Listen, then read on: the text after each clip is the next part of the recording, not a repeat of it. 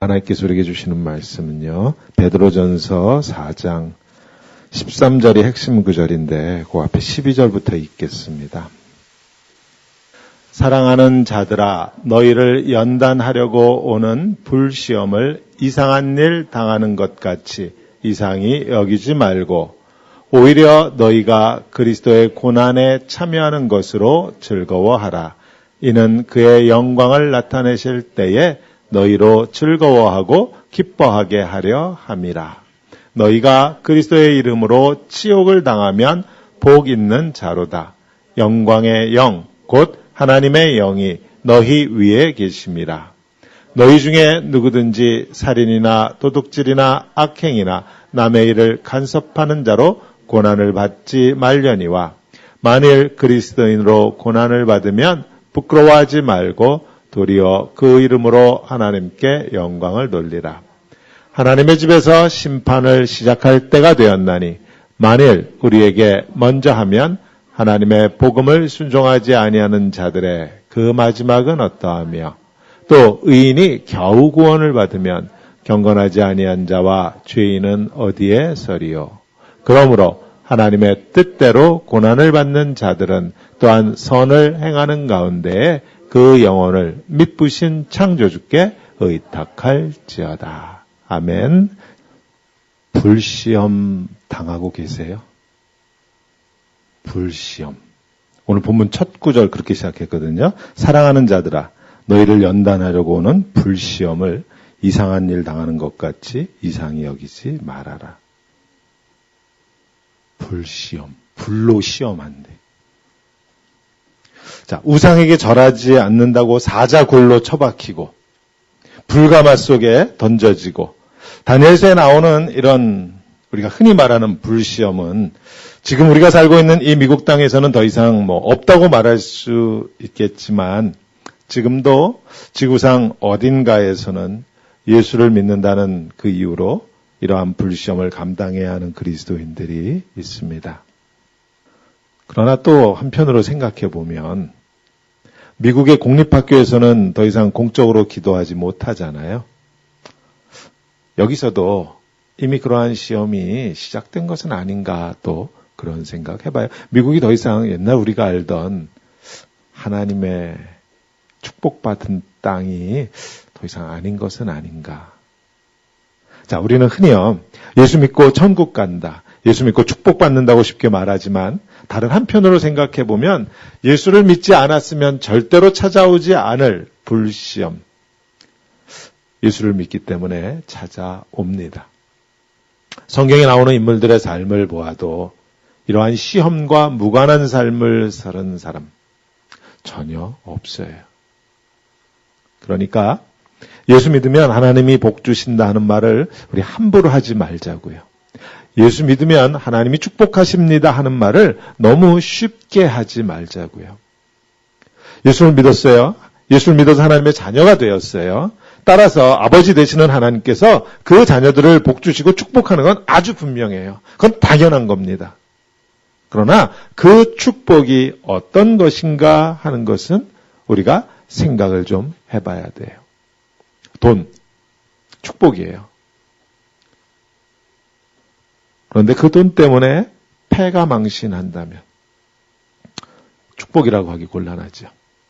돈 때문에 형제들끼리 싸우고 죽이고, 돈이 없었으면 오히려 서로 화목하게 잘 지냈을 그 형제들이 오히려 그 돈 때문에 서로 싸운다면 축복 아니잖아요.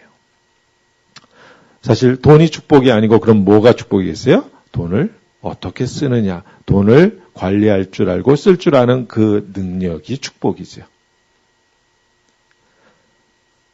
하버드 졸업장이 축복 아니에요.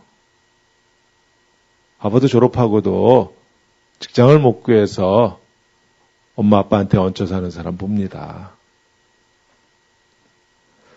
하버드가 축복이 아니고요. 왜 공부해야 하는지, 내가 지금 공부하는 이유와 목적이 무엇인가 하는 그것을 발견하는 것이 축복이에요. 생각해 보세요. 좋은 대학, 누구나가 부러워하는 그러한 대학을 다니면서 공부하는데 생각하는 수준이 여기 졸업해서 나 하나 잘 먹고 잘 살겠다고 하는 그 수준이라면 그 지식이 아깝잖아요. 그 지식이 아깝잖아요. 그리고 이만큼 살아보니까 이제는 알겠어요. 하나님께서 우리에게 주신다고 하는 축복은 늘 고통 속에 감춰져 있더라고요. 열심히 공부하는 거 힘들잖아요. 공부를 좋아하는 사람도 공부는 힘든 거예요. 하지만 그 속에 기쁨과 보람과 성취와 이런 것들이 감춰져 있습니다. 등산은 힘든 거잖아요. 그 속엔 성취감과 정상에 올랐을 때 오르지 못한 사람은 결코 누릴 수 없는 것이 감춰져 있잖아요. 올림픽 금메달, 이게 거졌다는 겁니까? 수많은 시간 동안 흘린 피와 땀의 결과죠. 그렇다고 오랜 기간 피와 땀을 흘린다고 누구에게나 다 금메달이 보장되는 것도 아니죠. 복이라고 하는 것이 고통 속에 감춰져 있더라고요. 오늘 본문에 불시험이라고 그래가지고 좀 겁을 주는 듯한 그런 표현을 썼지만 하나님의 축복은 일반적으로 이런 고통 속에 감춰져 있습니다. 우리 수준엔 뭐가 고통스러워요? 하나님과 관계에서? 성도님들은 제 수준을 다 알잖아요. 저는 이런 게 정말 고통스러워요. 오늘 기도했는데 왜 내일 응답을 안 하시느냐고요. 하나님이 느려 터졌어. 그래서 저는 이런 부분에서 정말 하나님이 고통스러워요. 안 웃으시네. 자, 우리 현실에 맞춰서 생각해 봅니다. 오늘 13절 설교 말씀 핵심인데 뭐라고 했어요? 너희가 그리스도의 고난에 참여하는 것으로 즐거워하라 그럽니다. 우리가 그리스도의 고난에 어떻게 참여하나요? 그리스도의 고난에 참여하는 것으로 즐거워하라. 오늘 본문에 그랬어요.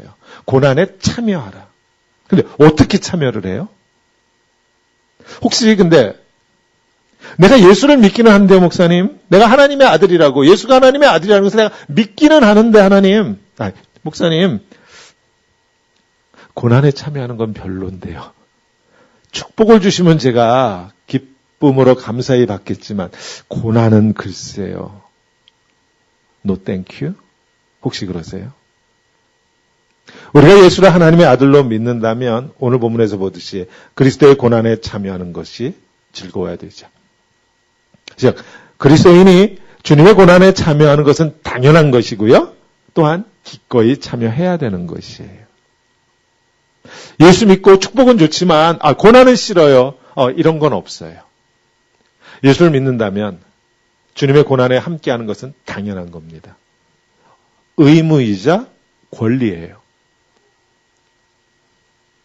권리다 그러니까 조금 헷갈리실 수 있는데 내가 아니면 주님의 저 고난을 누가 함께 해요? 내가 아니면?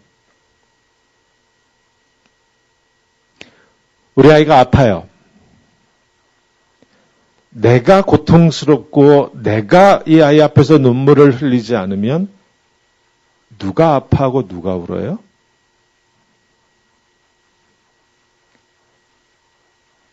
사랑하는 사람이 죽었어요. 내가 눈물 흘리고 고통스러워하는 게 당연한 거지. 나는 전혀 모르는 누군가가 와서 눈물 흘리고 하면 헷갈리지 않으시겠어요? 이게 무슨 일이지?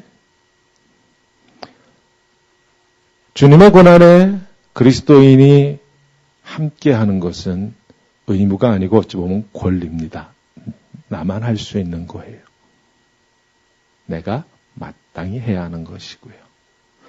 그런데 어떻게 하는 것이 과연 그럼 주님의 고난에 참여하는 것인가? 이게 우리의 질문이죠. 어떻게 하란 말이냐? 고난, 쉽게 말해서 힘든 일이잖아요. 힘든 거잖아요. 자, 성도님들은 신앙생활하면서 뭐가 제일 힘듭니까?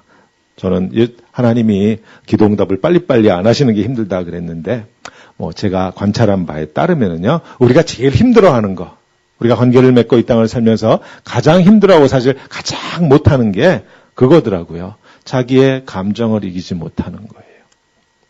자기의 기분을 이기지 못해요. 이거 못해요, 우리가. 부부가 갈등하고 싸우는 이유가, 자, 우리 청년들도 많으니까, 남자친구하고 여자친구하고, 친구들 있지?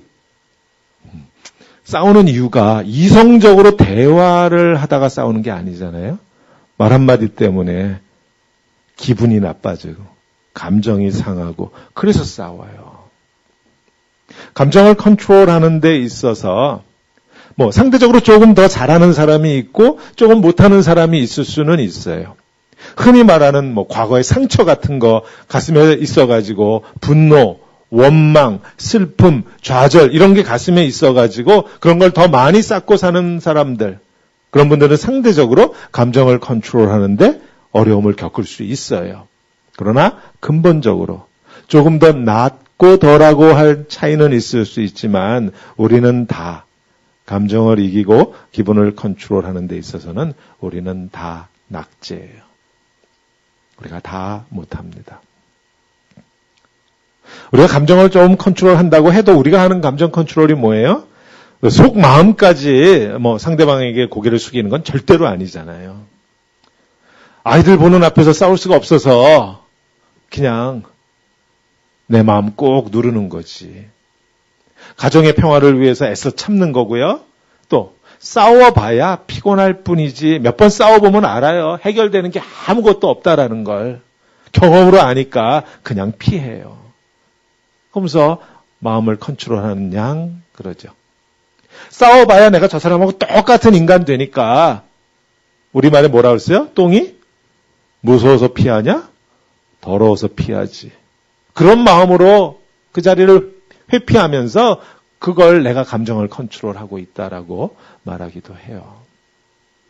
이런 걸 잘 하려고 기술을 배우잖아요. 마인드 컨트롤. 돈 내고 배워요. 뭐 하는 거예요? 져주는 척하는 기술을 배우는 거잖아요. 성경은 뭐라고 가르쳐요?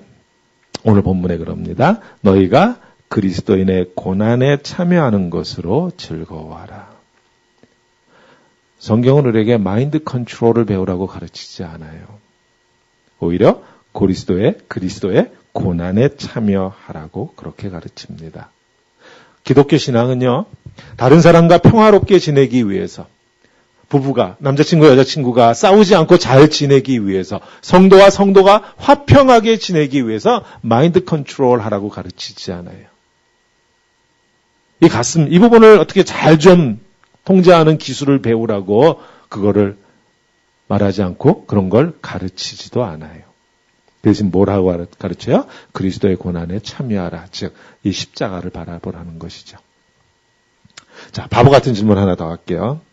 그래서 십자가를 바라보면 무슨 일이 일어나던가요? 목사는 허구한 날, 제가 여기 서서 하는 말이 뭐예요? 십자가 바라보라는 설교밖에 더 해요. 십자가를 보십시오. 십자가를 묵상하십시오. 말씀 그러잖아요.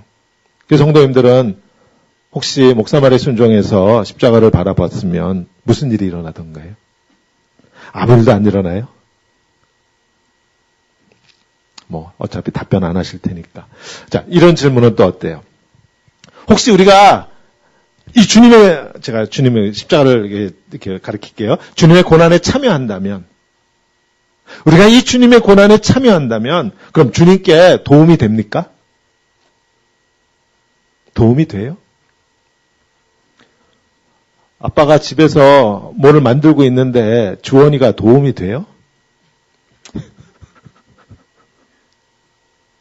혹시 나도 주님처럼 저렇게 십자가를 지고 내가 혹시 순교라도 하면 그러면 이 땅에 하나님의 나라가 요만큼이라도 빨리 도착합니까? 아니에요. 우리가 순교한다고 해도 사실 주님께 아무 도움 안 돼요. 우리가 주님처럼 저렇게 십자가를 감당한다고 해서 주님께 눈꼽만큼도 도움이 되지 않음에도 불구하고 성경은 오늘 그럽니다. 그리스도의 고난에 참여하라. 기쁨으로 즐거워하면서. 도대체 왜 이런 말씀을 하시는 건가? 도움이 하나도 안 되는데. 자, 우리 교회 이 본당에 있는 이 십자가를 보면서 많은 분들 그런 말씀하세요. 이거 옹이라고 그러죠. 옹이. 이렇게 가지 잘라낸 부분이요. 이게 많잖아요. 저 옹이를 보이게 하려고 일부러 이렇게 페인트 칠해서 가리지 않았거든요. 뭐 까만색이나 이런 거 칠하면 안 보일 수 있는데 그렇게 안 했어요. 이 옹이를 보고 있으면 주님의 고통이 더 이렇게 절절하게 느껴진다. 이런 말씀하시는 성도님들 많이 봤어요. 옹이 하나하나가 마치 주님이 당하신 고통의 자국처럼 느껴진다. 그런 말씀들을 하세요. 뭐 우리 성도님들이 다 그렇게 느끼는지는 모르겠지만 혹시라도 이 옹이 자국을 보면서 주님의 고통이 느껴진다면 So what? 그래서 뭘 어쩌라는 거예요? 어떤 반응을 우리가 보여야 하는가? 질문이 어렵죠? 제가 쉽게 설명해 드릴게요. 만일 제가 이 팔에 상처가 조금 났어요. 그래서 이렇게 핏자국이 있고 피가 조금 흘렀어요. 그래서 제가 이렇게 피가 조금 나니까 얼굴을 좀 찡그리고 주일학교 반에 들어가면서 제가 아야 하면서 제가 주일학교 반에 들어가면 아이들이 어떻게 행동할까요? 아이들이 저한테 이렇게 선생님의 통제를 벗어나서 저한테 몰려오지 않겠어요? 그래서 이 아픈 데를 향해서 호하고 불어줄 것만 같아요.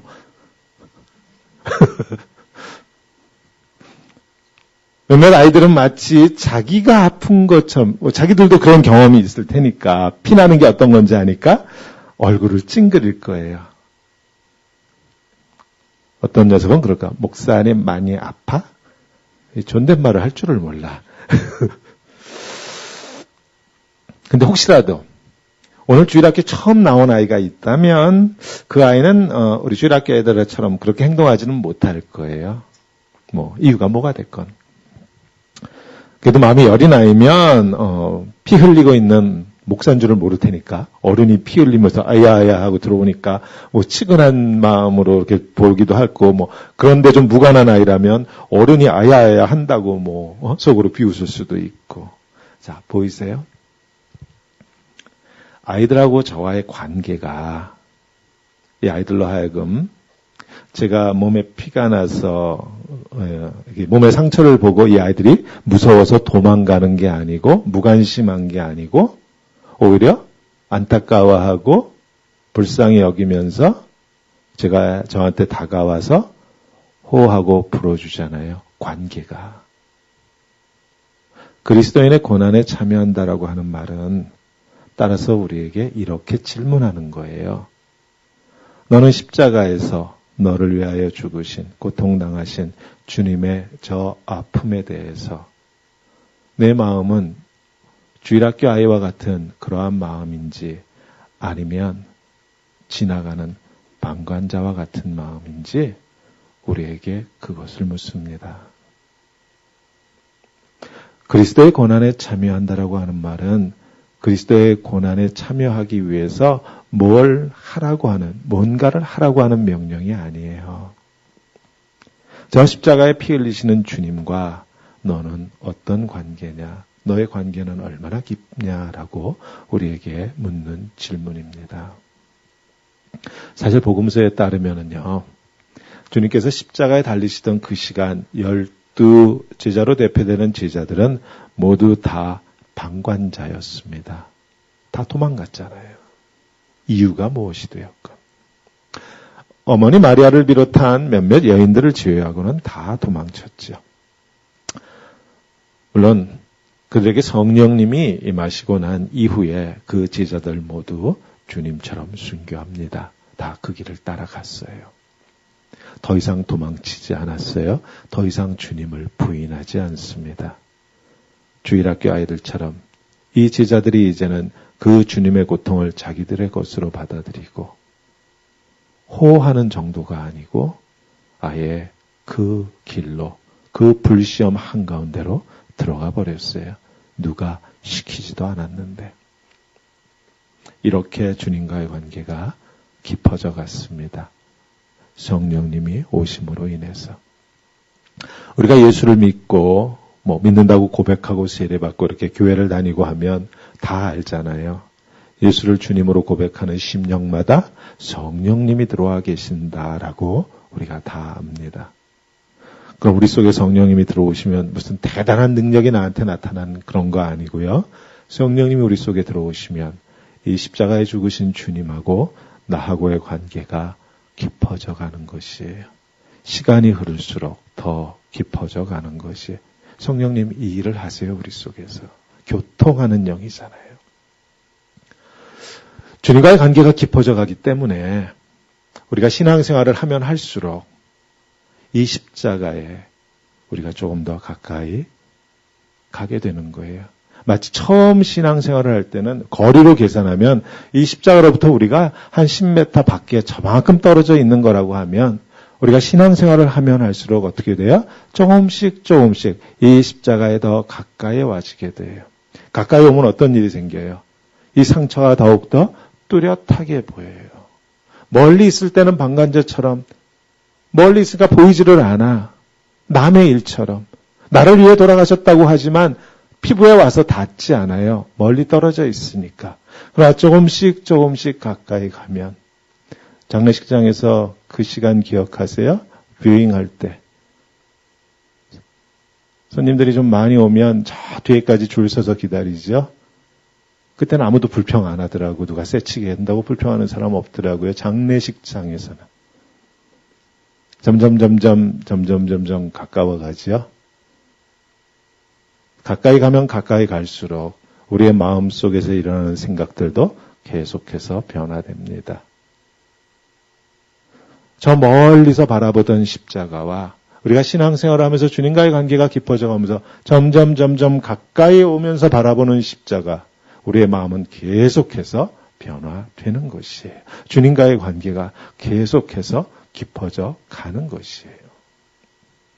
마침내 어느 순간엔 이 십자가에 흐르는 저 상처를 보며 이전처럼 뒷걸음질 치는 거 아니고 처음의 제자들처럼 나는 아무 상관없다는 듯이 눈 가리고 지나가는 것이 아니고 어느 순간 나도 모르게 저 십자가에 내가 손을 대고 있고 어느 순간 나도 모르게 마음이 아파서 저 자리에 입을 대고 호하고 있는 그러한 나를 발견하는 것입니다.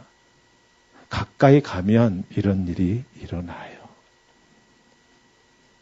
그리스도의 고난에 이렇게 참여합니다. 뭘 하라는 거 아니에요. 해도 도움이 안 돼요.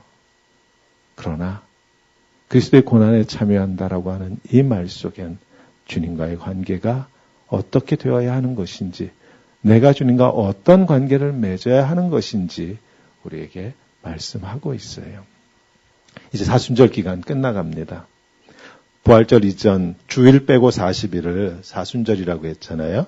교회 전통에 따르면 이 기간 동안에 우리가 주님의 고난을 묵상하죠. 다음 주가 종려주일이라고 했는데 종려주일부터 부활절까지 일주일을 우리가 고난주간이라고 합니다. 주님이 마지막 일주일 동안 고통당하신 그 시간들을 복음서를 읽으면서 묵상해요. 근데 그 기간 동안 교회는 일반적으로 금식하면서 기도합니다. 금식은 대표적인 고행하는 프로그램이잖아요. 금식. 우리 성도님들 중에도 사순절 기간 동안 특별히 점심 40일 동안 금식하면서 기도하는 분들이 있더라고요. 금식하면서 주님의 고통을 묵상하는 건 좋은 신앙생활이에요. 또 질문합니다, 그럼. 자, 금식도 여러 가지 종류, 이유가 있어서 금식을 하는데, 이것처럼 주님의 고난을 묵상하면서 내가 주님의 고난에 동참하기 위해서, 참여하기 위해서 금식하면서 기도한다고 할 때, 그럼 이 금식은 과연 어떤 의미가 있느냐 하는 거예요.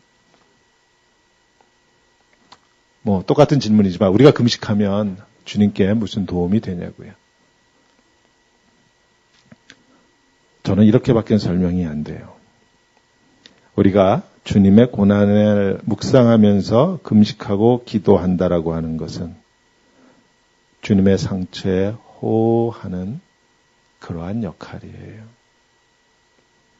금식을 한다고 영성이 올라가는 것도 아니고 갑자기 하나님의 음성이 들리고 이런 거 아니에요. 주님이 십자가에 죽으시고 고통당하시고 내 마음이 우리 주일학교 애들처럼 아파서 가까이 가서 호하고 불어주고 싶고, 그 마음의 표현이 금식으로 드러나요. 이렇게 설명할게요. 아이가 아파요. 열이 펄펄 끓고 100도, 105도, 110도 올라가요. 헛소리해요. 난리가 났어요, 병원이. 부모인 제 입에 밥이 넘어갑니까? 밥이 넘어가냐고요, 그 시간에. 금식에 여러 가지 의미가 있어요. 모든 금식이 다 이런 의미라는 뜻은 아니에요. 그러나 주님의 고난에 참여하며 그 고통 속으로 내가 같이 들어갔을 때 우리가 금식한다고 하는 그 금식은요, 밥이 넘어가지 않는다라는 뜻이에요.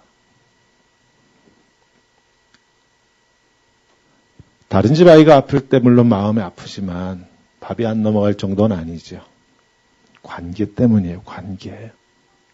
내 아이가 지금 펄펄 열이 끓고 죽어갈 때 부모에게 밥이 넘어가지 않듯이 내 주께서, 내 주님이 십자가에서 나를 위해서 이 고통을 당하고 계셔. 밥이 넘어가지 않는 거예요. 이 아픔을 표현했어요. 금식이라는 프로그램으로 표현해요. 그러나 그 금식이라고 하는, 기도한다고 하는 그 프로그램 속에 있는 건 주님, 내가 아픕니다. 주님이 내게 남이 아니어서 내가 아파서, 마치 내가 내 자식 너무 아파서 밥이 넘어가지 않듯이 주님 저 십자가의 고통을 보며 하나님, 내가 이 시간 밥이 넘어가지 않습니다. 주님의 고난에 참여하는 금식 기도는 이런 우리의 마음의 표현이 그 속에 담겨져 있는 거예요. 사순절 막바지인데 혹시라도 주님의 고난에 참여하시면서 금식하며 기도하실 때 이렇게 절절하게 아픈 가슴이 느껴지는 그러한 사순절 마지막 시간 다 되시기를 우리 주님의 이름으로 축원합니다. 아멘. 자, 한 가지 더 중요한 거 있어요. 그럼 그리스도의 고난에 참여하는 것이 우리에게 왜 중요한가 하면은요, 우리가 이 고통에 참여해도 사실 주님께 무슨 도움이 되겠어요? 주님께는 아무런 일도 일어나지 않지만 우리가 주님의 이 고통에 참여하듯이 이 말씀은 우리의 옆 사람이 가지고 있는 아픔과 고통에 똑같이 참여하라고 하시는 말씀이에요. 오늘 마지막 구절에 그랬어요. 19절에. 그러므로 하나님의 뜻대로 고난을 받은 자들은 우리잖아요. 그리스도인. 우리는 어떻게 알아? 또한 선을 행하는 가운데 그 영혼을 미쁘신 창조주께 의탁할지어다. 선을 행하는 가운데 주님께 너의 영혼을 의탁하라 그랬습니다. 선을 행하라 그러면 또 뭘 해야 되나 이런 생각하시면 안 돼요. 선을 행한다 그러면 우리가 행하는 선의 핵심이 뭐예요? 내 이웃을 내 몸같이 사랑하라잖아요. 율법사가 와서 율법 중에 가장 중요한 게 뭡니까? 그랬더니 주님이 가르쳐 주셨잖아요. 하나님을 사랑하고 내 이웃을 내 몸같이 사랑. 이 두 가지라 그랬잖아요. 우리가 행하는 선의 핵심은 내 이웃을 내 몸같이 사랑하는 거죠.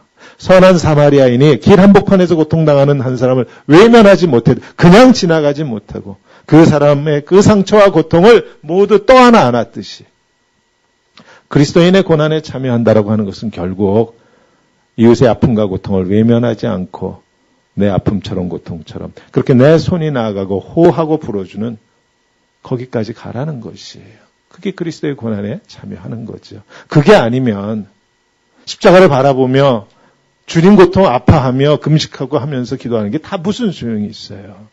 내 옆 사람의 아픔을 보지 못하면 십자가에 달리신 주님의 고통은 느껴지는데 내 옆에서 아파하고 신음하는 그 소리는 들리지 않는다? Something wrong. 아까 거리로 설명했죠. 저 10m 밖에 처음 예수 믿고 저 바깥에서 예수님의 이 고난과 피 흘리심이 잘 보이지 않아 별로 느낌이 없고 무덤덤했었지만 신앙이 깊어지고 주님과의 관계가 계속 깊어져 가서 십자가로 우리가 점점 가까이 다가온다라고 하는 이 말은 다른 말로 하면 내 옆에서 신음하는 사람의 소리가 점점 더 선명하게 들린다라는 뜻이에요. 옆 사람의 고통, 그러니까 하나만 더 얘기하고 설교를 마칩니다. 아까 앞에서 우리는 감정을 이기는 거 못한다 이런 말씀 드렸어요. 감정이 상해서 서로 싸운다 그랬어요. 근데 감정 싸움을 하는 걸 보면 패턴이 있어요. 항상 일정한 패턴대로 돌아가요. 나는 한 대 맞았어요. 뭐가 됐든 한 대 맞죠. 주로 우리가 한 대 맞는 건 말로 맞죠. 말 한마디 때문에 속이 상하고 화살이 팍 찌른 것 같고. 그래서 기분이 내가 상했어요. 그런데 상대방은 지가 때린 줄도 몰라요. 그래서 열받죠. 더 열받아. 근데 그 사람은 그게 버릇이야. 그게 지 살아온 삶이야. 그래서 자기가 때리고 때린 줄을 몰라. 또 어떤 경우엔 뭐라 그래요? 맞아서 아프다고 그랬더니 야 그게 뭐가 아파 그래요.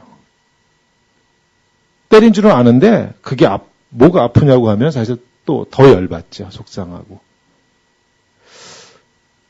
그러니까 결국 뭐 해요? 나 맞았다. 아프다. 내가 아픈 게 맞다. 그럼 상대 야 그게 뭐가 아프냐? 안 아픈 게 맞지. 그거 가지고 싸우는 거예요. 감정 싸움 하는 게. 똑같은 패턴입니다. 뭔가 대단한 일이 있어야 아픈 게 아니죠. 망치로 맞아야만 아픈 게 아니죠. 작은 가시 하나가 아파요. 아주 작은 눈에 보이지 않는 가시 하나가 나를 아프게 해요. 그냥 말 한마디에 아플 수 있어요. 농담 삼아 우스갯소리 한 거에 마음이 아플 수 있어요.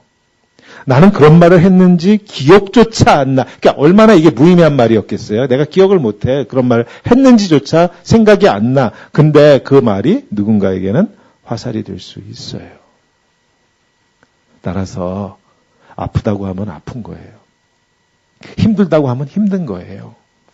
그걸 가지고 정말 힘드냐, 그거 가지고 뭐가 아프냐, 이런 거 가지고 싸우는 건 어리석은 거예요. 아프다고 하면 그냥 아픈 거예요. 나는 의도하지 않았을지라도 내가 완벽한 인간이 아니잖아요. 내가 던진 작은 돌멩이 하나가 상대방을 아프게 할 수 있었다라고 하는 것을 인정해야죠. 이걸 인정하면 대화로 얼마든지 풀어갈 수 있어요. 미안하다고 말할 수도 있고, 변명 같지만 변명할 수도 있고. 근데, 야, 내가 언제 그랬냐는 둥, 야, 그게 뭐 그렇게 아프다고 대단하다고 그러냐는 둥, 이러면 이미 감정이 상하죠. 그리스도인의 고난에 참여한다고 하는 것은 이것이 훈련되어지는 것이에요. 주께 가까이 가니까 가까이 갈수록 옆 사람이 아프다고 하는 그 아픔과 신음소리에 내가 민감해지는 것이에요. 주님의 아픔을 내가 감싸 안듯이 내 옆 사람이 신음하는 그 아픔을 또한 감싸 안는 것입니다. 그대로 받아들이는 것이 아프다고 하면 아픈 거고 힘들다고 하면 힘든 거지. 그걸 가지고 맞다 틀리다가 아니에요. 이렇게 그리스도의 고난이라고 하는 것, 이 고난을 묵상한다고 하는 것은 결국은 내 옆에 가까이 있는 사람의 그 고통과 아픔에 내 시선이 먼저 가는 것이고 그 사람의 신음에 내 마음이 아픈 것이에요. 그리스도의 고난에 참여하기 위해서 우리가 할 수 있는 행동은 사실 아무것도 없습니다. 순교조차도 내가 하는 건 아니에요. 주께서 마음을 주셔야죠. 그러나 이건 할 수 있어요. 저 십자가를 바라보며 묵상하면서 내가 주님의 저 상처를, 저 피 흘리심을 외면하고 있는지 방관자처럼 그냥 눈을 감고 지나가고 있는 것은 아닌지 나를 돌아볼 수는 있어요. 이건 우리가 해야 돼요. 저 상처 자국을 보면서 내 마음이 지금 아픈지 안 아픈지 이건 돌아볼 수 있어요. 십자가를 묵상하면서, 고난을 묵상하면서 내 옆에 가까이 있는 사람의 탄식과 신음에 내 귀와 마음이 민감하게 반응하고 있는지, 그건 내가 돌아볼 수 있어요. 뭔가 주님을 위해서 할 수 있는 그건 아니지만 내가 내 속을 들여다볼 수는 있습니다. 주님의 손바닥과 옆구리를 보면서 마음이 아파서 나도 모르게 입을 가까이 가져다 대고 호하고 불고 싶은, 주께서 이 사순절 기간에 우리에게 그런 마음을 주시기를 소원해 봅니다. 특별히 주님의 고난을 묵상하는 이 기간에 우리가 조금은 더 십자가로 가까이 나아갔기에 어제까지 듣지 못했던 옆 사람의 아픔과 신음소리를 듣고 주님의 상처를 끌어안듯 내 옆에 있는 그 사람의 아픔을 끌어안는 그런 복된 사순절 다 되시기를 우리 주님의 이름으로 축원합니다. 기도하겠습니다.